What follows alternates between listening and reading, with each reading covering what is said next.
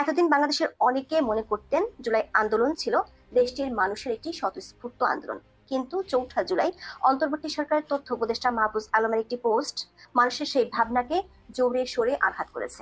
মাহফুজ আলম দাবি করেছেন জুলাই আন্দোলন ছিল পরিকল্পনা করে ১৯ জুলাইয়ের পর থেকে দেশের মানুষের আবেগকে পুঁজি করে তাদের আন্দোলনে নামানো হয়েছিল।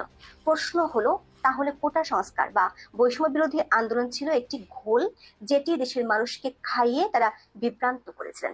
আবার মাহফুজ আলম তার পোস্টে হাস্যকরভাবে আরো একবার চেষ্টা করেছেন ২৪-এর আন্দোলনকে ৭১-এর স্বাধীনতার সংগ্রামের সাথে এক করে দেখার। এমনকি স্বাধীনতার সংগ্রামকে ভারতের সাথে মিলে বঙ্গবন্ধুর ষড়যন্ত্র বলতেও তিনি দ্বিধা করেননি। স্বাভাবিকভাবে প্রশ্ন তো তোলাই যায়, তিনি কোন দেশের উপদেষ্টা, বাংলাদেশের নাকি পাকিস্তানের? বিস্তারিত জানতে চলুন যাওয়া যায় বিশ্লেষণে।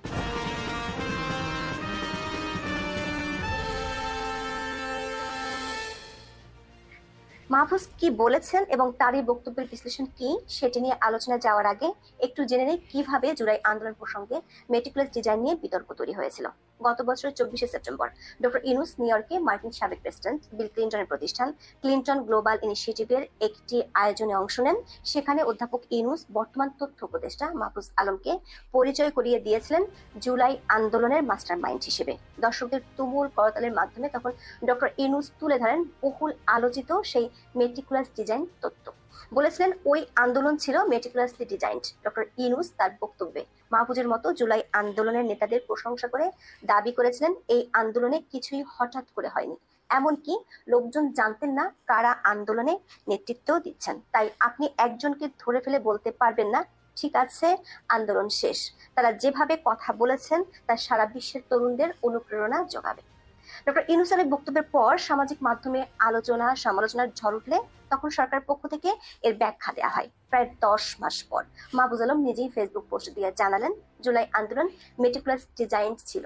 তিনি প্রশ্ন রেখেছেন মেটিকুলাস ডিজাইনের সমস্যা কোথায়। দর্শক, মাহফুজ আলমের ৩৬৩ শব্দের পোস্টটিতে যেমন আছে ধর্মের কল বাতাসে নড়ার গল্প, তেমনি আছে ইতিহাস বিকৃতির জলজ্যান্ত উদাহরণ। মাহফুজ আলমের পোস্টের সবচেয়ে ভয়ঙ্কর তথ্যটি হলো ১৯ জুলাই থেকে তারা দেশের মানুষকে ঘোল খাইয়েছিলেন। তিনি দাবি করেছেন জুলাই আন্দোলনের শুরুর দিকে প্রায় ১.৫ মাস মেটিকুলাস ডিজাইনে পরিচালনা করা হয়েছে।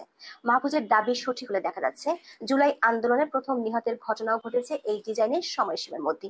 মাহফুজ আলম তার পোস্টে জুলাই গণ অভ্যুত্থানকে দুটি অংশে ভাগ করেছেন। প্রথম অংশ ছিল ৫ জুন থেকে ১৮ জুলাই পর্যন্ত। তার মতে এই অংশে অভ্যুত্থানের প্রেক্ষাপট এবং নেতৃত্ব তৈরি করেছিল। তিনি এই অংশকে অবশ্যই মেটিকুলাসলি ডিজাইনড বলে অভিহিত করেছেন। দ্বিতীয় অংশ হলো ১৯শে জুলাই থেকে ৫ই আগস্ট পর্যন্ত। দর্শক, আমরা জানি জুলাই আন্দোলনের শুরুটা হয়েছিল কোটা সংস্কার আন্দোলন নামে। কোটা নিয়ে আদালতের রায়ের পরে এই আন্দোলন বেগবান হয়। জুলাইয়ের তৃতীয় সপ্তাহে আন্দোলনের গতি সুনির্দিষ্টভাবে সরকার পতনের আন্দোলনে পরিণত হয় রংপুরে আবু সাইদের হত্যার ঘটনাকে কেন্দ্র করে। বৈষম্য বিরোধী ছাত্র আন্দোলন চলার এক পর্যায়ে গত বছরের ১৬ই জুলাই রংপুরে প্রাণ হারান বেগম রোকেয়া বিশ্ববিদ্যালয়ের শিক্ষার্থী আবু সাইদ। তার দুহাত প্রসারিত করে পুলিশের মুখোমুখি দাঁড়ানোর দৃশ্য মুহূর্তে ছড়িয়ে যায় সারা দেশে। আবু সাইদের মৃত্যুর ঘটনায় বিক্ষুব্ধ হয়ে বেসরকারি বিশ্ববিদ্যালয়ের শিক্ষার্থীরাও রাস্তায় নামেন। এরপরই পরিস্থিতির উপর নিয়ন্ত্রণ হারাতে শুরু করে আওয়ামী লীগ সরকার। মাহফুজ আলম অভ্যুত্থানের প্রেক্ষাপট তৈরির যে সময়সীমা নির্ধারণ করেছেন তার মধ্যে ১৬ই জুলাই আবু সাইদের মৃত্যুর দিনটিও অন্তর্ভুক্ত। প্রশ্ন হলো, মেটিকুলাস ডিজাইনে এই মৃত্যুকেও কি তাহলে অভ্যুত্থানের প্রেক্ষাপট তৈরির জন্য তারা সুকৌশলে ব্যবহার করেছেন? জুলাই আন্দোলনকে চাঙ্গা করতে মৃত্যুর প্রয়োজনীয়তা কি আরো ১.৫ মাস আগে নির্ধারণ করা হয়েছিল? মাহফুজের বক্তব্য অনুযায়ী ৫ জুন থেকে ১৯ জুলাই পর্যন্ত আন্দোলনের পুরোটা ছিল সাজানো গোছানো, মানে মেটিকুলাসলি ডিজাইনড। তাহলে আবু সাইদের মৃত্যু, পুলিশের উপর হামলা সবই কি পূর্ব পরিকল্পিত ছিল, যাতে দেশের মানুষের মন কেঁপে ওঠে, তারা আন্দোলনে ঝাঁপিয়ে পড়ে? ১৮ জুলাই আগুন দেওয়া হয়েছিল মেট্রো রেলে। একটি বেসরকারি টেলিভিশনের টক শোতে বৈষম্য বিরোধী ছাত্র আন্দোলনের অন্যতম সমন্বয়ক হাসিবুল ইসলাম মেট্রো রেলে আগুন দেওয়ার কথা স্বীকারও করেছিলেন। প্রশ্ন হলো, তাহলে কি এসব হামলা পূর্ব পরিকল্পিত ছিল? মাহফুজের যুক্তি হলো দুনিয়ার কোনো অভ্যুত্থান বা বিপ্লব পরিকল্পনা না করে হয়েছে। সেজন্য তিনি মনে করেন জনগণের চেতনাকে ঐক্যবদ্ধ রাখতে মেটিকুলাস ডিজাইনের বিকল্প ছিল না। ফেসবুক পোস্টে মাহফুজ পরিষ্কার দাবি করেছেন তাদের মেটিকুলাস ডিজাইন ছিল ন্যায়সঙ্গত, অর্থাৎ আওয়ামী লীগ সরকারের পতন ঘটানোর জন্য সবকিছুরই প্রয়োজন ছিল এবং সেভাবেই হিসাব কষে পরিচালিত হয়েছে আন্দোলন। তিনি এই গণ অভ্যুত্থানের কৌশলকে ন্যায্যতা দিতে আগের মতোই টেনেছেন বাংলাদেশের মুক্তিযুদ্ধের প্রসঙ্গ। মাহফুজ লিখেছেন, পাকিস্তানি স্বৈরশাসকদের বিরুদ্ধে মেটিকুলাস ডিজাইন করে আগরতলা ষড়যন্ত্র, 69-এর গণ অভ্যুত্থান আর 71-এর মার্চ মাসে অসহযোগ আন্দোলন ও বাঙালি বিহারী দাঙ্গা সঠিক হইতে পারলে 24-এর গণ অভ্যুত্থান মেটিকুলাস ডিজাইন হইলে সমস্যা কোথায়? এখানে তিনি চরমভাবে বাংলাদেশের মহান মুক্তি সংগ্রামকে অপমান করেছেন। বাংলাদেশের স্বাধীনতা সংগ্রামের সাথে জড়িত প্রতিটি আন্দোলন ছিল স্বতঃস্ফূর্ত।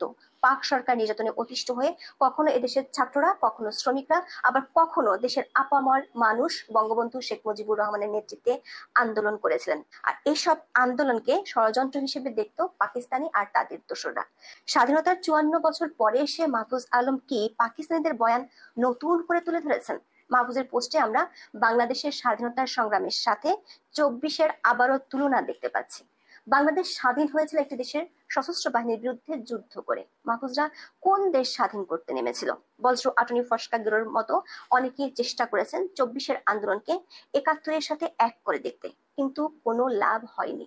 71-এ দেশ জন্ম নিয়েছিল, কোনো সরকার নয়।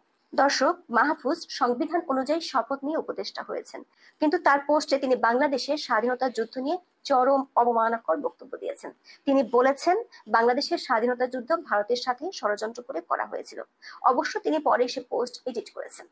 আবার পাকিস্তান থেকে বাংলাদেশের স্বাধীনতার লড়াইয়ে বাংলাদেশ কখনো বাঙালি হত্যার মিশনে নামানোর মতো কৌশল নেওয়া হয়নি। বাংলাদেশ লড়াই করেছে পাকিস্তানের বিরুদ্ধে, কিন্তু মাহফুজের দাবি সঠিক হলে আওয়ামী লীগ সরকারের পতন ঘটাতে তাদের ডিজাইনে দেশের মানুষের প্রাণ ঝরানোর পরিকল্পনা যুক্ত ছিল। এমনকি নিজেদের পক্ষের মানুষ প্রাণ হারালে আন্দোলনে গতি পাবে, এমনটাই তারা মাথায় রেখেছিলেন। আর সেটি ঘটার মাত্র 3 দিন পরে মাহফুজের ভাষায় শুরু হয় গণ অভ্যুত্থানের দ্বিতীয় বা চূড়ান্ত পর্ব। জুলাই মাস্টারমাইন্ড লিখেছেন, 19শে জুলাই থেকে 5 আগস্ট পর্যন্ত সব স্তরের ছাত্র জনতা নেমে আসে রাস্তায় এবং আত্মদানে অভ্যুত্থান সফল হয়। নিজেদের রক্তাক্ত ডিজাইনের পক্ষে যুক্তি দিতে গিয়ে লিখেছেন, দুনিয়ার কোনো অভ্যুত্থান, বিপ্লব বা পরিকল্পনা না করে কি হয়েছে? তার এই বক্তব্যে পরিষ্কার, একটি পর্যায় পর্যন্ত তারা সরকারের বিরুদ্ধে দেশের মানুষকে রাস্তায় নামানোর জন্য সুকৌশলে কাজ করেছেন।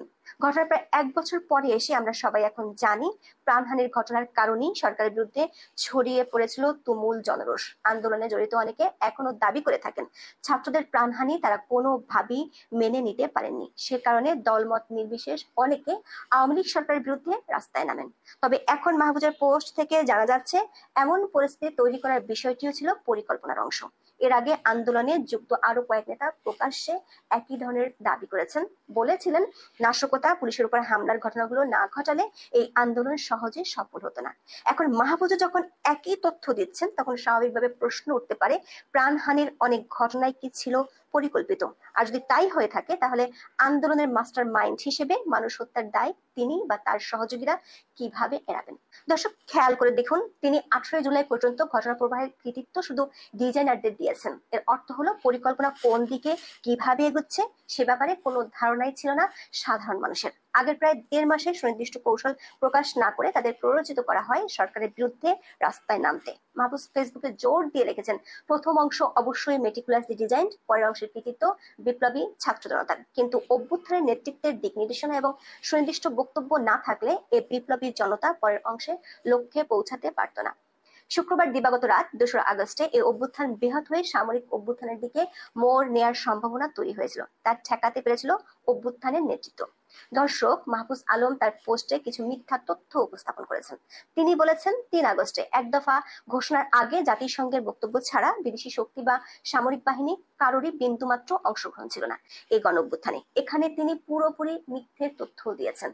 আমরা আগের একটি ভিডিওতে দেখিয়েছিলাম, জাতিসংঘ ছাড়া বিশ্বের 14 জন রাষ্ট্রদূত এবং আরো অনেকে জুলাই আন্দোলনে জড়িয়ে পড়েছিল। ব্রিটিশ পার্লামেন্টে চাপ প্রয়োগ করেছিল 2 বাংলাদেশি বংশোদ্ভূত এমপি আফসানা বেগম ও ডক্টর রূপা হক। তারা বাংলাদেশের বিরুদ্ধে ব্রিটিশ সরকারকে বিবৃতি দিতে বলেছিলেন। 25শে জুলাই বিশ্বের 150 বিশিষ্টজন জাতিসংঘের মানবাধিকার কমিশনের প্রধান ভলকার টুর্ককে বাংলাদেশের পরিস্থিতিতে পদক্ষেপ নিতে চিঠি দেন। মেটিকুলাস ডিজাইনের বিদেশিদের সবশেষ পেজটি ঢুকেছিল ইউরোপীয় ইউনিয়ন, ইইউ থেকে একটি ঘোষণা এসেছিল জুলাইয়ের একেবারে শেষের দিকে। তারা বাংলাদেশকে অর্থ সাহায্য দেয়া বন্ধ করে দিয়েছিল। দর্শক, জুলাই অভ্যুত্থানের মেটিকুলাস ডিজাইন নিয়ে এই বিতর্ক কেবল একটি শব্দ দিয়ে নয়, এর গভীরে রয়েছে ক্ষমতা, বৈধতা এবং আন্দোলনের প্রকৃত চরিত্র নিয়ে প্রশ্ন। এটি অন্তর্বর্তী সরকারের বৈধতাকে প্রশ্নবিদ্ধ করে। যদি এই আন্দোলনকে সম্পূর্ণভাবে ডিজাইন বলে প্রচার করা হয়, তবে এর জনভিত্তি নিয়ে প্রশ্ন উঠবে। এখন এই পর্যন্ত, সবাই ভালো থাকুন, সুস্থ থাকুন, নিরাপদে থাকুন। দর্শক, সম্পূর্ণ ভিডিওটি দেখলেন, আশা করি বিষয়টি বুঝতে পেরেছেন। এই নিয়ে আপনার গুরুত্বপূর্ণ মন্তব্যটি অবশ্যই কমেন্ট বক্সে জানিয়ে দিবেন। ধন্যবাদ।